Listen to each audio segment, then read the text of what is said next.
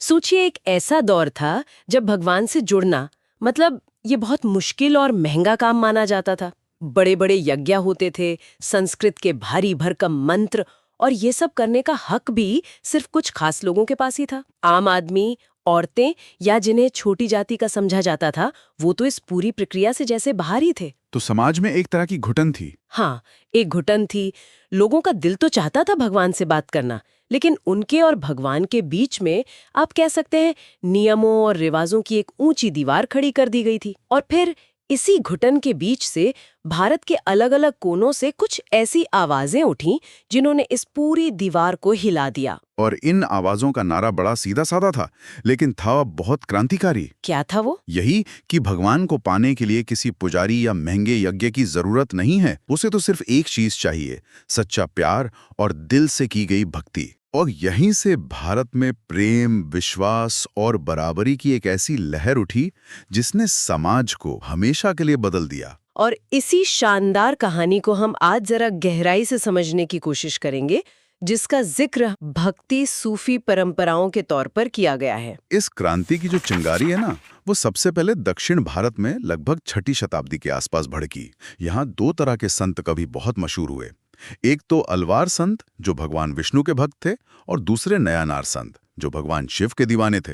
और सबसे खास बात शायद ये थी कि ये संत मंदिरों में बैठकर कोई प्रवचन वगैरह नहीं देते थे, है ना? नहीं, बिल्कुल नहीं। ये तो मतलब घुमक्कड़ थे। हाँ, गांव-गांव घूमते थे, एक जगह टिकते ही नहीं थे। और उन्होंने एक बहुत बड़ा काम किया। वो क्या? उन्होंने धर्म को संस्कृत के किले से बाहर निकाला और उसे आम लोगों की भाषा यानी कि तमिल में ले आए। वो तमिल में भजन गाते थे और उनके भजन इतने रूहानी और दिल को छूने वाले होते थे कि हजारों लोग उनके साथ हो लेते थे।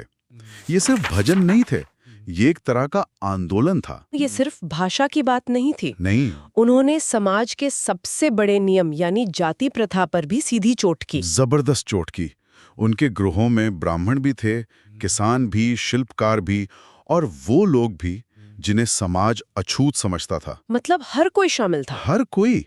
उनका संदेश साफ था, भगवान की नजर में सब बराबर हैं। और ये सिर्फ पुरुषों तक सीमित नहीं था। महिलाओं की भी भागीदारी थी। हाँ, अंडाल जैसी अलवार स्त्री संत हुई जो खुद को विष्णु की प्रेमिका मानती थी। उनके लिखे गीत आज भी दक्षिण भारत में पूरे प्रेम और श्रद्धा से गाए जाते हैं। इसी तरह कराईकल अम्मल्यार थी, एक नयानार संत जिन्होंने शिव भक्ति के लिए सब कुछ त्याग दिया। यानी उस दौर में महिलाएं भी आध्यात्मिक नेता बन रही थीं। ये अपने आप में एक क्रांति है। इसका असर वहां के राजाओं पर भी पड़ा होगा। जरूर पड़ा। जब यह आंदोलन इतना लोकप्रिय हो गया तो चोल जैसे बड़े राजाओं ने भी इसे अपना लिया। उन्होंने चिदम्बरम और तंजावुर जैसे विशाल शिव मंदिर बनवाए। दक्षिण की ये लहर जब और फैली तो क्या इसने अलग अलग जगहों पर अलग अलग रूप लिए? 12वीं सदी में कर्नाटक में बसवन्ना नाम के एक समाज सुधारक ने जो किया वो सचमुच में एक धमाका था। बासवन्ना? जी।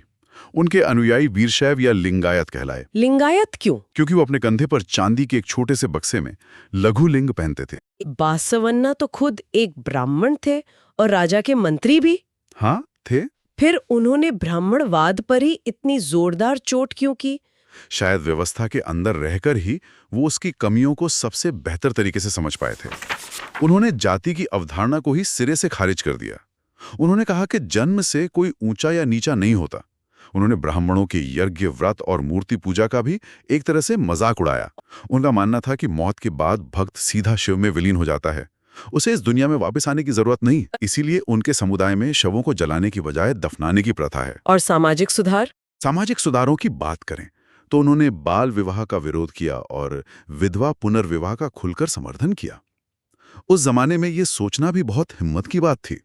दक्षिण की ये लहर जब उत्तर की ओर बढ़ी तो उसका सामना एक बिल्कुल नई राजनीतिक और धार्मिक सच्चाई से हुआ। तुर्कों के आने से। हाँ, और इसी टकराव और मेलजोल से एक बिल्कुल नई आवाज पैदा हुई जिसे हम सूफीवाद कहते हैं। दिल्ली सल्तनत की स्थापना के साथ इस्लाम उत्तर भारत की एक बड़ी सच्चाई बन चुका था। और इस्लाम के अंदर भी एक ऐसी धारा थी जिसका मिजाज भक्ति आंदोलन जैसा ही था। सूफीवाद। तो जैसे भक्ति संत ईश्वर से प्रेम की बात करते थे, वैसे ही सूफी अल्लाह से इश्क की बात करते थे। इसे ऐसे समझ सकते हैं कि जैसे भक्ति संत भगवान को माँ, पिता या दोस्त मानते थे, वैसे ही सूफी अल्लाह को अपना महबूब मानते थे, जिससे इश्क किया जाए।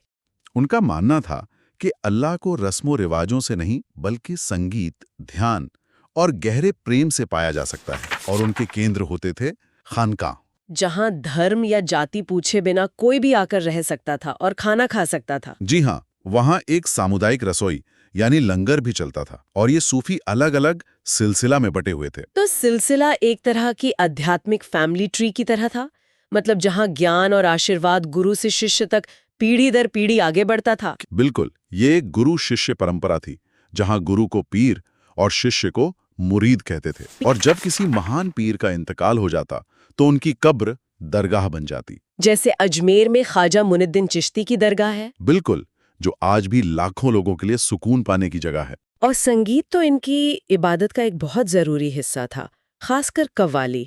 हाँ, संगीत यानी समा को वो रूह की ग़िज़ा मानते थे। उनका मानना था कि संगीत के जरिए वो अल्लाह के बहुत करीब पहुंच जाते हैं। अमीर खुसरो ने कव्वाली को जो रूप दिया, उसकी गूंज आज भी सुनाई देती है। ये सिर्फ संगीत नहीं है, ये इबादत है। सही। इसीलिए शेख निजामुद्दीन औलिया जैसे चिश्ती संत दिल्ली में इतने लोकप्रिय हुए, क्योंकि वो बादशाहों से दूर और आम लोगों के करीब रहते थे। तो जब उत्तर भारत में एक तरफ भक्ति की ये धारा बह रही थी और दूसरी तरफ सूफीवाद का इश्क, तो इन दोनों की संगम से तो कुछ बहुत ही असाधारण हुआ होगा। बिल्कुल। यहीं से कबीर और गुरु नानक जैसे संत सामने आते हैं। बिल्कुल, कबीर इस पूरे दौर के शायद सबसे निडर और क्रांतिकारी संत थे। वो एक जुलाहा परिवार में पले बढ़े और उन्होंने किसी को नहीं बख्शा, है ना? हाँ, किसी को नहीं। हिंदू और मुसलमान दोनों के कर्मकांडों और पाखंड पर ऐसी जोरदार चोट की कि आज भी उनकी बातें चुभती हैं।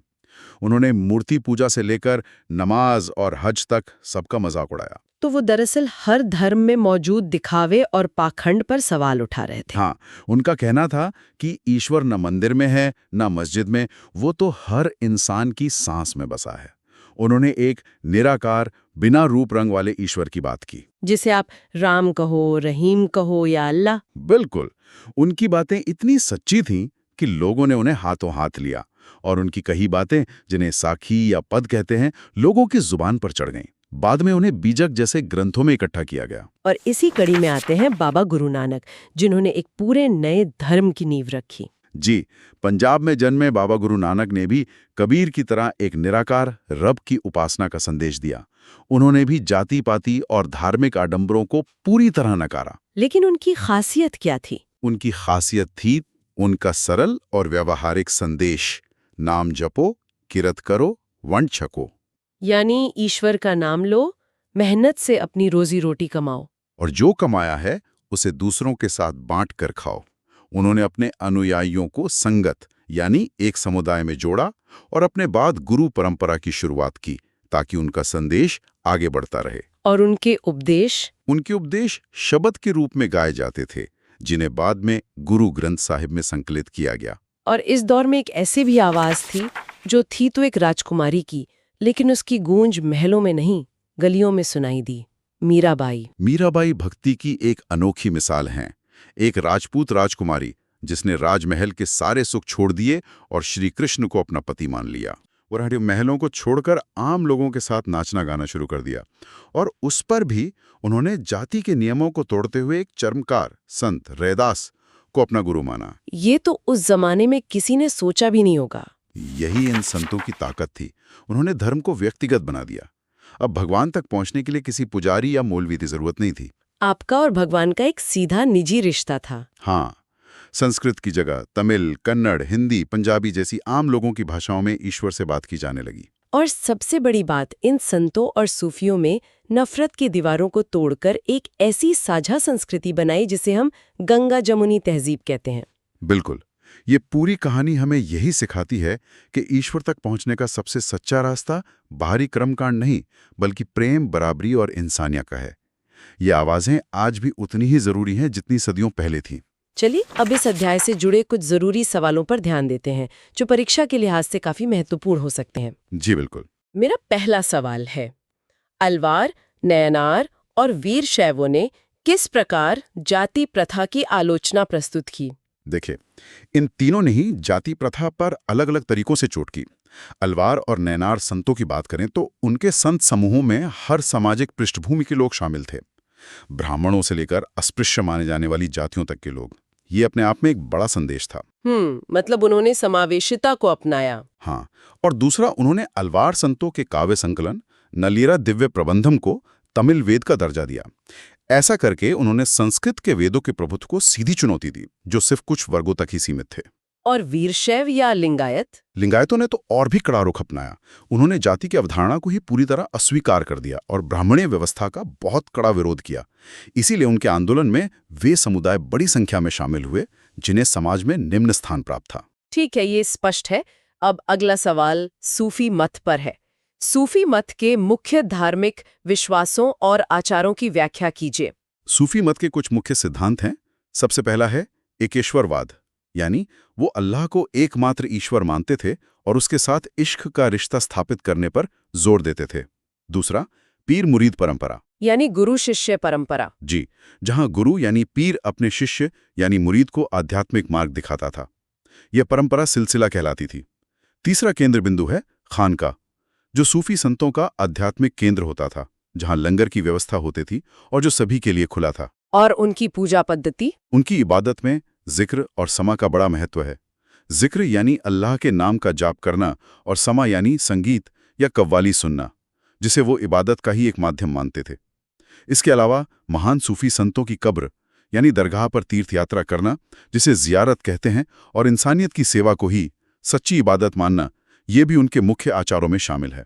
और अब आखिरी सवाल, कबीर अथवा बाबा गुरु नानक के मुख्य उपदेशों का वर्णन कीजिए और यह भी बताइए कि इन उपदेशों का संप्रेषण यानी ये उपदेश लोगों तक पहुंचे कैसे।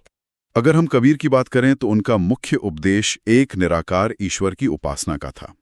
उन्होंने हिंदू और मुसलमान दोनों धर्मों के बाहरी आडंबरों जैसे मूर्ति पूजा या नमाज और जाति पाति का कड़ा खंडन किया। उनका जोर सांप्रदायिक सद्भाव पर था।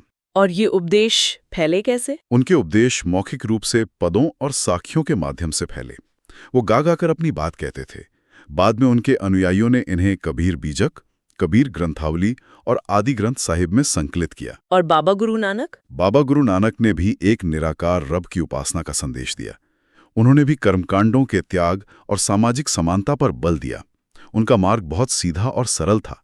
नाम जपो, किर्त करो, वर्ण छको। यानी नाम जपना, मेहनत करना और बांट कर खाना। बिल्कुल। और उनके उपदेशों का संप्रेषण शब्द यानी भजनों के रूप में हुआ, जिन्हें वो पंजाबी भाषा में गाते थे। बाद में गुरु अर्जुन देव जी ने इन वाणियों को आदि ग्रंथ साहिब में संकलित किया, जो सिख धर्म का पवित्र ग्रंथ है। यकीनन इन सभी संतों ने हमें सिखाया कि ईश्वर तक पहुंचने का रास्ता हमारे अंदर से होकर जाता है, किसी बाहरी कर्मकांड से नहीं। लेकिन सोचने वाली बात यह है कि आज के समय में जब धर्म के नाम पर दीवारें फिर से ऊंची की जा रही हैं, क्या हम उनकी आवाज को सच में सुन पा रहे हैं?